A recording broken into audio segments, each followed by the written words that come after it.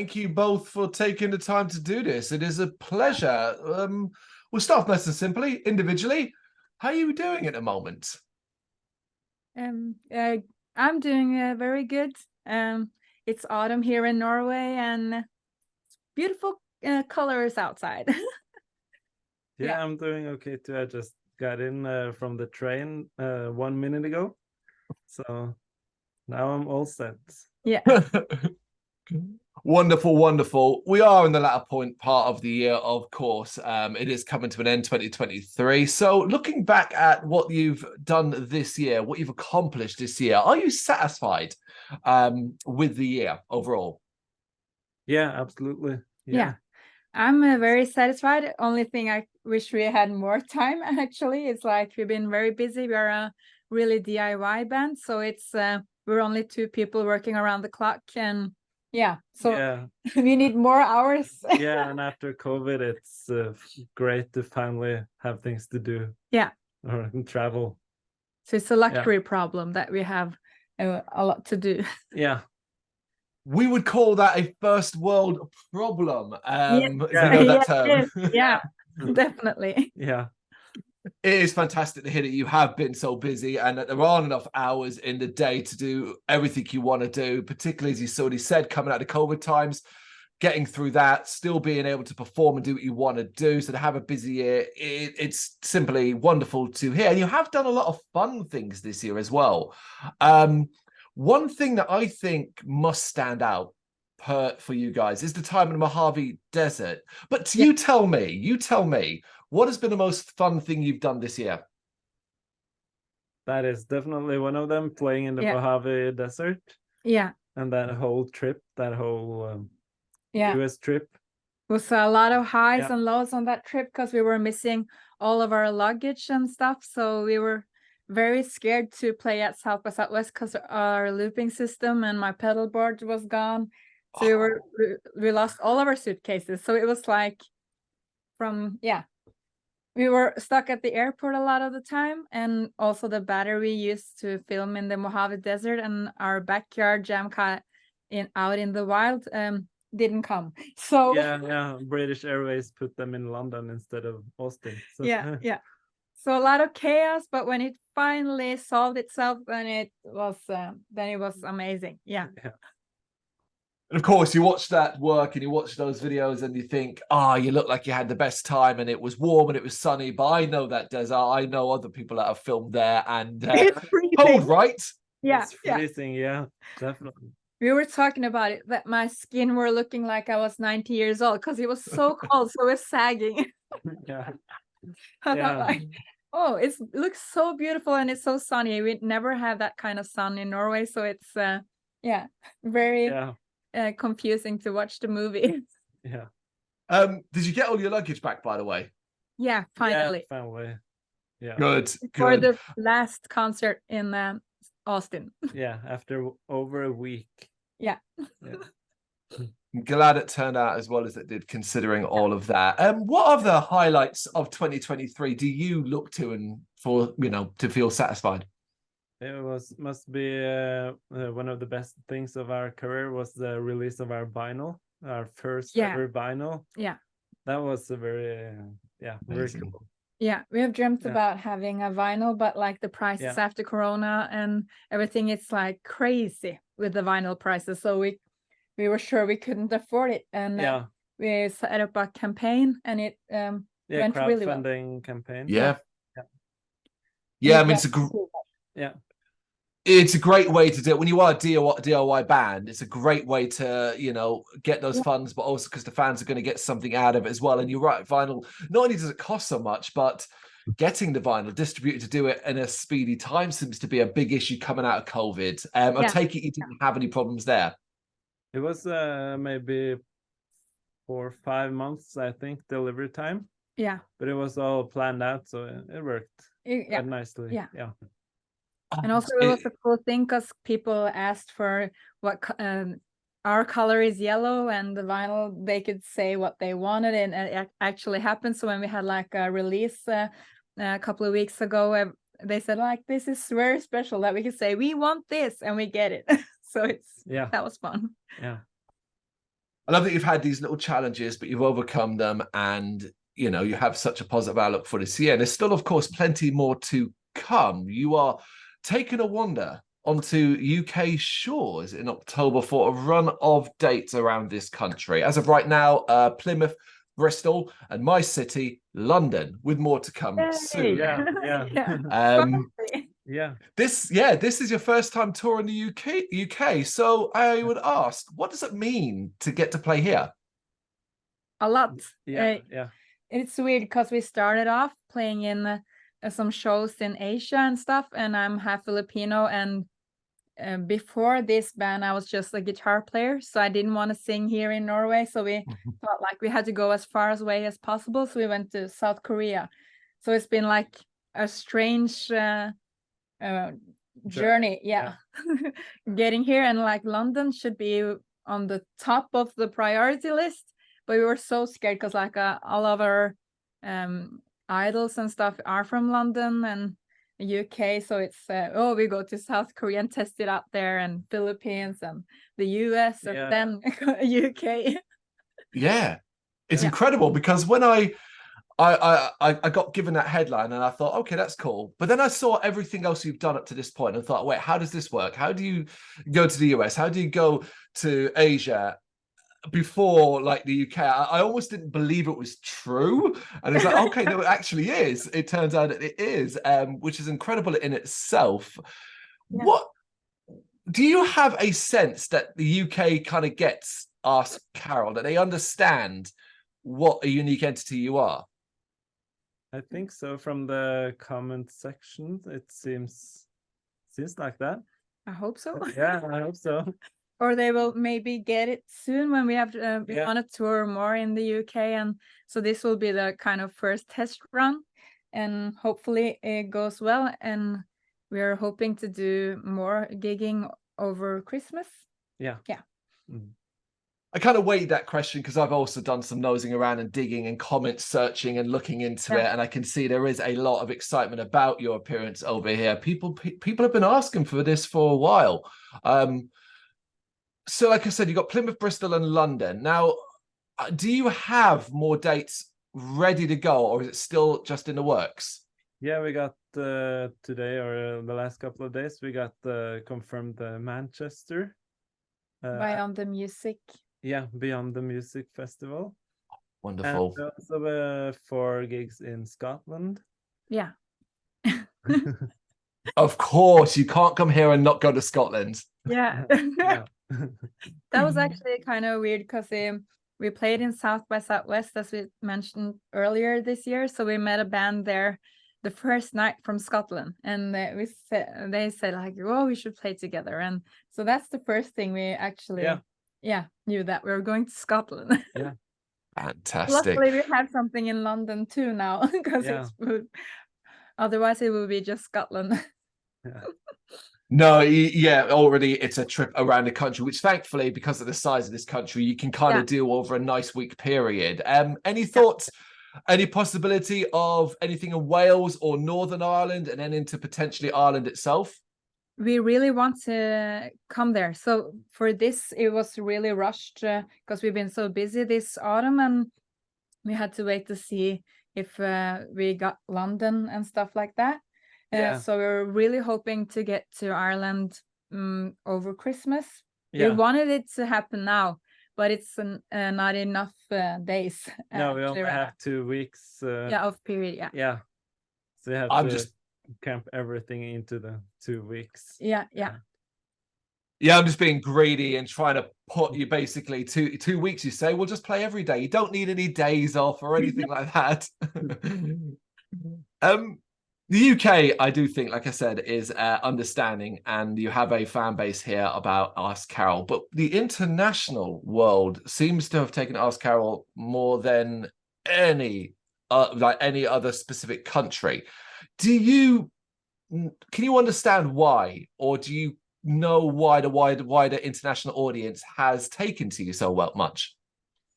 It's difficult to say, but it's like happened over some time, and we've been like putting out our videos a lot, and the Norwegian nature, and also the desert nature in in the US, and a lot of our followers are from the US and Asia, but mostly US right now. And now finally gigging in Norway as well. But like, you have a lot of, I think some of it is due to social media, definitely. It's like TikTok, Instagram, and our Coachella cow videos. Yeah. That's kind of something I noticed as well. The videos are so important in this day and age, more than ever, almost to a certain degree. Snip it down, put it on TikTok, social media and stuff like that, and eye-catching as they are. And the Coachella one was certainly really a big deal. Like, it really got a lot of attention. Yeah, it did, and it still does. So yeah, we're releasing a single soon, and also we have like filmed. So the cows came this year as well, and maybe a lot of people think that we're filming for cows all the time, but the reality is that the cows are here just a really tiny window. It's only a week or something like that, and they get moved to another field. So it's like out with our amps, and if it's raining, we have to try anyway. And if they're not coming, they're not coming. So, but like our next single, they really liked. It has some trombones and some like smooth, soothing guitars. I think that's their kind of vibe. Will that single be out before the UK tour, do you think? We really hope so, but it's taken some time with mixing. So maybe in the end of the tour, just right after. Probably right after the tour. It was mixed by a guy, Al, in the UK. At the Motor Museum in Liverpool, so it's a guy we worked, we did one song before we were like a real band, and we just reached out to him again because he is a really great mixer. Fantastic. Have you considered as well, like, kind of like sticking with the kind of Coachella thing, really, because that's such an attention-grabbing video and like content for an online world. Have you considered building upon that now in almost a jokey way, but like potentially doing merchandise and stuff like that related to it? And we have some posters actually, and t-shirts are coming. They are ready. It's just not official yet. I love it. I love it. And years down the line, you can start your own festival and call it as such. That'd be awesome. It would be, for those, though, who have little to no idea of what an Ask Carol live show is like. So, you're coming to the UK, but there's a chance many people in the UK will have not seen you, but they're going to come and see. Sum up what they can expect from you. It's only 2 people on stage. A lot of people think when they come towards the stage and don't see us, they're not expecting 2 people because we make a lot of noise. I have a really big pedal board, and Ask is like a UFO around him. So it's a lot of multitasking and a lot of noise. So Ask is drumming and playing guitar and synth at the same time, at least 2 instruments at the same time, and I'm doing a lot of looping, guitar solos and singing, and some trombone. So we have like a big wall of amplifiers because it's a splitting system, which makes it possible to have bass and electric guitars with me, and he also play the guitar, so it's all the same equipment for a 4 or 5 band, but it's only 2 people. I mean, I love it. The venues you're playing, the ones that I've seen already, particularly London being my city, the Grace is the perfect place. I can't think of many better that would fit the sound. That's amazing. We can. It's a wonderful, wonderful venue.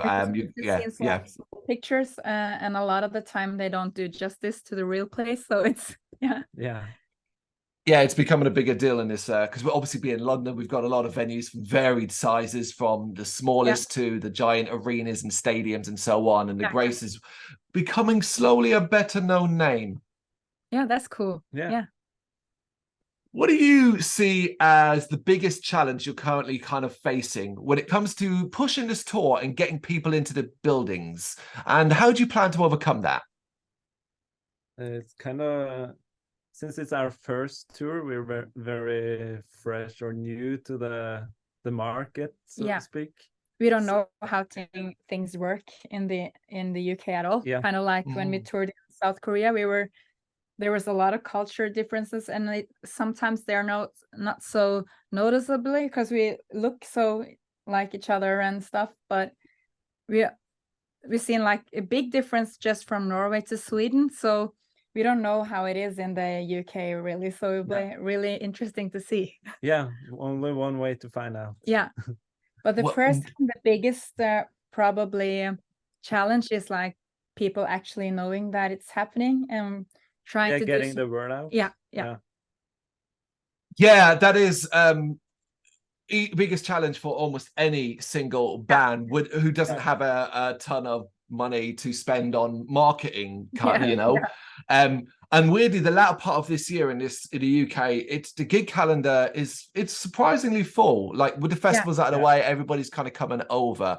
But I guess you're just using the tools you've got available to you. So using your social media, even us talking here is, you know, an opportunity to push again. Yeah. It's perfect. Okay, well, another thing that's got me intrigued, and I'm thinking, I guess, obviously thinking more for next year, because also a challenge as a two-piece is getting on festival bills in the UK and across Europe as well. We have so many varied festivals in this country alone, and 2024 could really do with more scale on the bill. Is that something you're even looking at, thinking about, considering for next year or the year after? Yeah, definitely. We really want to. Yeah, definitely want to do that. We are not actively like booking because we don't have the experience yet. Yeah, because we've done all of our booking ourselves. So it's like emails going straight to promoters from the band. So we don't have any booking agent or anything like that. So yeah, that's a challenge for us. But after this tour, we might have a better shot at the festivals. Yeah, and we hopefully get some contacts and talk to people and see what's possible. I hope so, because one of my favorite things is a band, artists who I think can play on any festival, from something like Glastonbury, if you've heard of that, which is very avant-garde and open to yes, of course, to just about everything. There's something on the more heavier metal side of things like Bloodstock or Download. I feel that you guys could fit on any of these bills because you're heavy, intense enough, but you've also got elements that would appeal to others. Do you think you've got that as well? Yeah. Yeah. Definitely. Some stages we actually become a little heavy here in Norway. So but we have a lot of songs. So you have like everything from pop to acoustic songs, which can make us play festivals, which has like a little different genre. But we are also kind of a lot of songs which are too heavy for some of the festivals. So it would be awesome to be on like a more heavy festival as well. Yeah, we like to vary our sets. Yeah. A lot. Yeah. Anything and everything. If the opportunity arises and you can do it, you'll do it. Yeah. Definitely. Right. We just need to get everybody paying attention to you then. Yeah. So we got the UK tour. We've got a new single coming out some point over at the end potentially. What other plans do you kind of have in place at the moment leading into 2024 that you can tell me about? We have a small tour of Norway in November and December, and then more recording of our second album. Yeah, and the next single is coming, we think, 27th of October. Yeah. And also we're working on a US tour for next year. Yeah.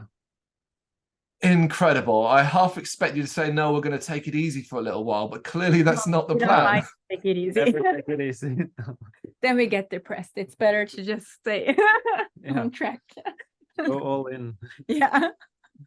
Fantastic. So when you look at yourselves now and see where you are and what you've become, comparing yourself to when you first got started, what do you attribute to your longevity as a two-piece? I think that's a big thing about it. It's that we're actually two. So it's like two fighting, not 4 or 5. That's a super important thing. And we are equally interested in making this happen. So this is our main focus on everything we think about is this band almost. So we're kind of stuck in the same mental. And all the practical stuff like travel, only 2 people to pay for. And when we had a bass player and a drummer for a little while, but we were always paying and we were always the ones writing the songs. So it didn't make any sense for much longer to do it that way. No. It wasn't even possible, kind of. How do you settle debates? If there's only 2 of you, you don't have a third person to be the person that waits it. Go to war. No. But we're kind of very stubborn. Both of us are very stubborn. But I think like I'm sitting in my room and working from where we do the mixing and stuff, and he's sitting in another house. So it's kind of, I think, even though it's kind of like just 10-20 meters, we need those meters. It can get very heated. So it's better to just have that space and maybe just take some time off and think about stuff before you say anything more. And all that pushing and pulling probably is the reason why the music becomes like it does. I think it's one of the reasons why it becomes better, because even though I don't like it, I'm not 100% right all the time. You can own up to it, which is spectacular enough. And you're right, the music does speak. After a while, I can own up to it.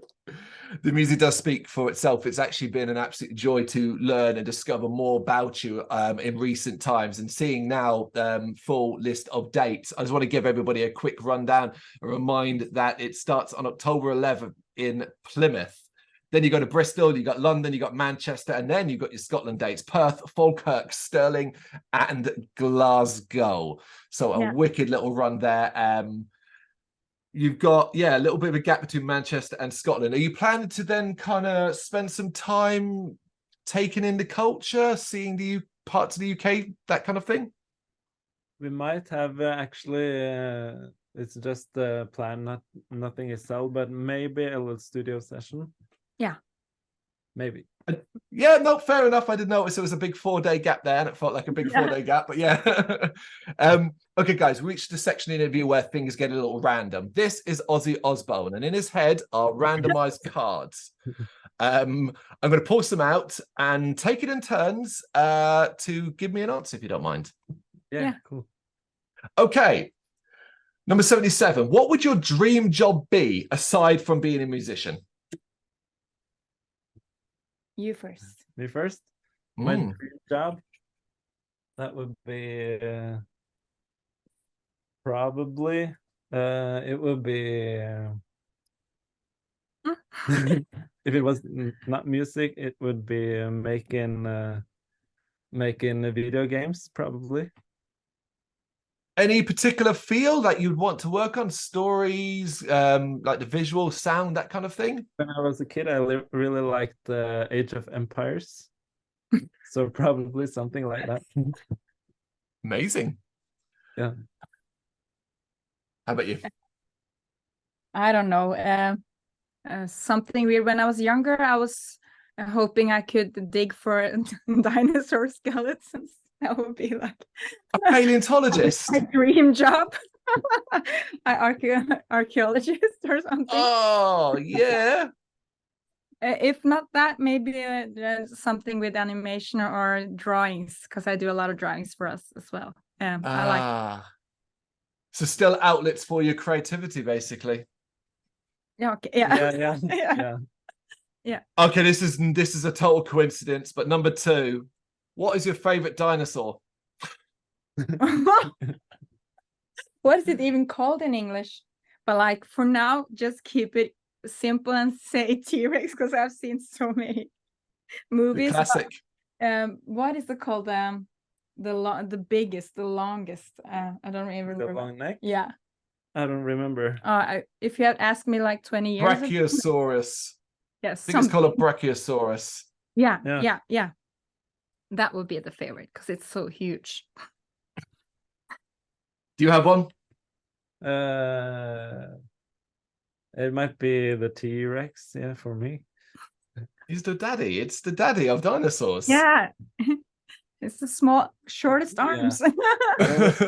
Any other dinosaur names? No, it's come some new ones as well. And actually in the desert areas where we've been, it's a lot of new skeletons showing up as well. So there's different names than before. So not like Jurassic Park anymore. It's outdated. Yeah. Okay. Okay, number 72. What is something that never fails to make you smile? Me? Well, that's a boring answer, but I love pandas. Oh, yeah. Favorite creature. They're not working hard. They're just eating and clumsy and stupid. That makes me smile. And also just like great comedies. Yeah. We love comedies, both of us. There it is. Yeah. Yeah, so then I'm gonna say when she sees the panda. No. Always so no, that doesn't ridiculous to watch. I love it. Pandas, yes, they are fun but stupid creatures. Yeah. 27. What is your favorite swear word? Curse word.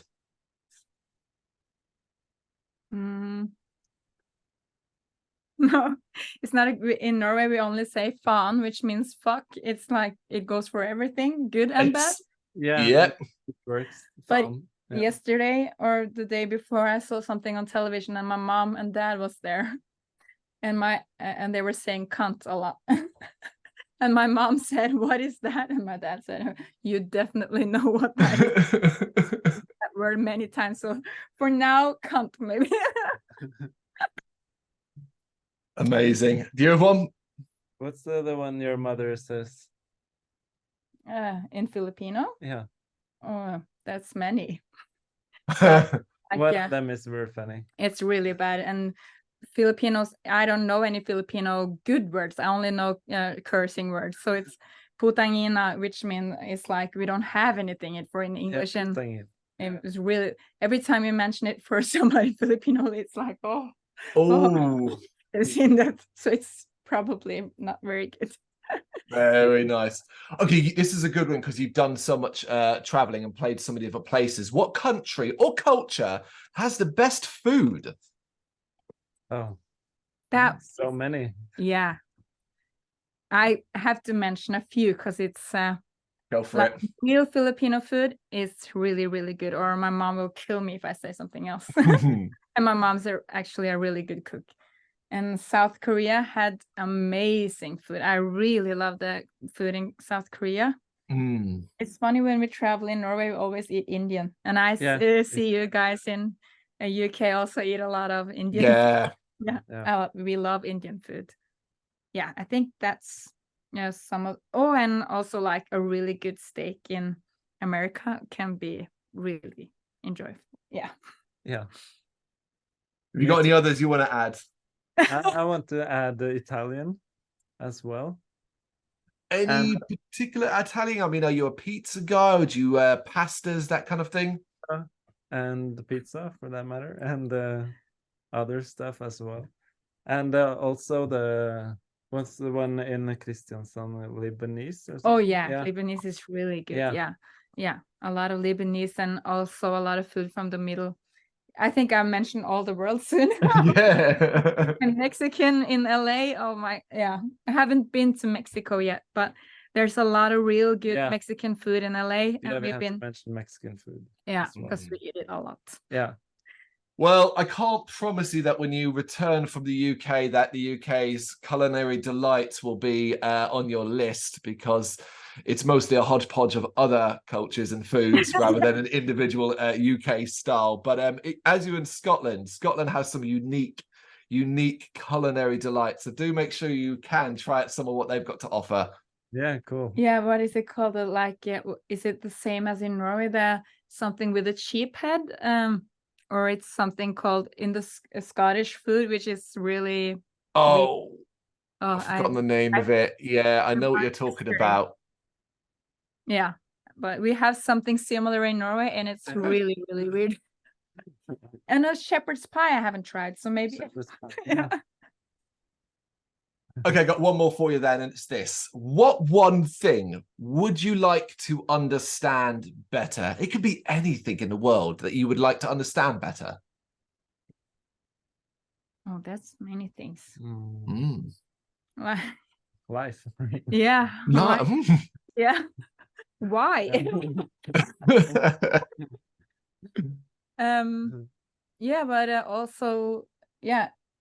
One weird thing is like when we play concerts, and actually that people feel something, and we're kind of in the same world for a little while. It's something I find is really interesting, and like music in general is very mystical kind of, and I'm into facts and everything, but when we play music and the cows come running or people start to cry or anything, it is something weird about music. So I wonder why those frequencies can touch people. So I find it really interesting, and maybe I don't even want to know, because maybe it takes some of the mystery away.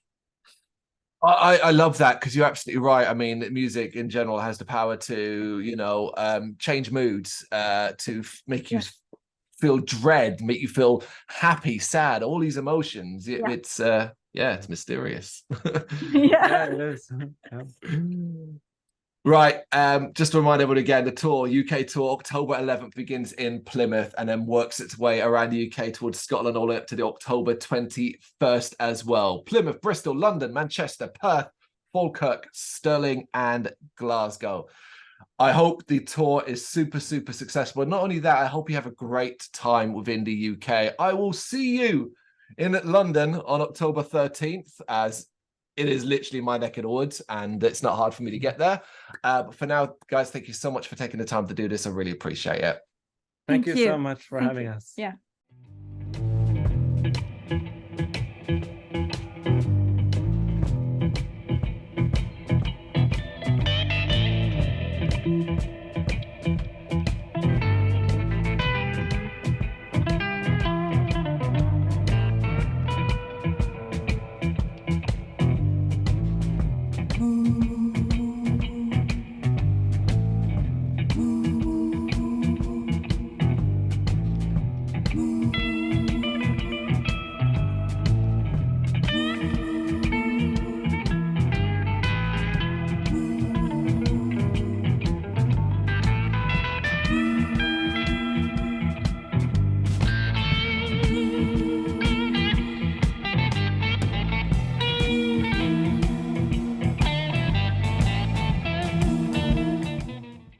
Thank you very much for watching. If you'd like to see more content like this, please consider hitting the subscribe button. It is gratefully appreciated. You can find us over at gbhbl.com, our full website, where reviews, news, and so much more goes up daily. We're also on all social media platforms: Facebook, Instagram, Twitter, Threads, at gbhbl. Just search for gbhbl and you will find us out there. We also have merchandise on sale. You can access the shop via the website.